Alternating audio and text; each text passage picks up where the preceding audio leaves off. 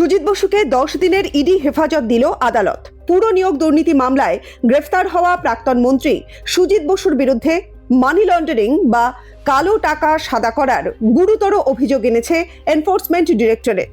পুরো দুর্নীতি মামলায় সোমবার রাতেই গ্রেপ্তার হয়েছেন প্রাক্তন দমকল মন্ত্রী সুজিত বসু এবং গতকালই তাকে প্রায় 10 ঘন্টা জেরার পরে গ্রেপ্তার করা হয়। অভিযোগ দক্ষিণ দমদম পুরসভায় যে নিয়োগ দুর্নীতি, সেই নিয়োগ দুর্নীতি অভিযোগ, এবং এই অভিযোগকে কেন্দ্র করে বেশ কিছুদিন ধরে আমরা দেখছি যে ইডি তলব করছে।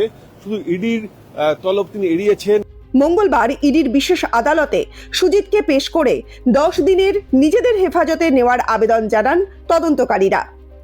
ইডির আইনজীবী ধীরাজ ত্রিবেদী আদালতে জানান, এখনো পর্যন্ত তদন্তে যা যা উঠে এসেছে সেই বিষয়ে জিজ্ঞাসাবাদ করতেই সুজিতকে তদন্তকারী সংস্থার হেফাজতে পাঠানো হোক। जो भी तथ्य हमारे सामने आए हैं तफ्तीश के दौरान या इन्वेस्टिगेशन के दौरान उससे संबंधित हम उन लोगों से प्रश्न करना चाहते हैं उनसे, और इसलिए भी रिमांड मांगा है कि वो किसी तरह से भी किसी भी विटनेस को इन्फ्लुएंस ना करें या कोई एविडेंस डिस्ट्रॉय ना करें।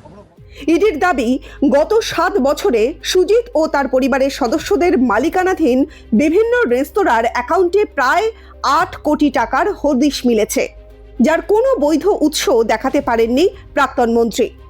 ইডির তরফে আদালতে জানানো হয়েছে, করোনাকালে যখন সমস্ত ব্যবসা ধুঁকছিল ঠিক সেই সময় সুজিত বসুর একটি চাইনিজ রেস্তোরাঁর অ্যাকাউন্টে অস্বাভাবিকভাবে প্রায় 2 কোটি টাকা জমা পড়ে।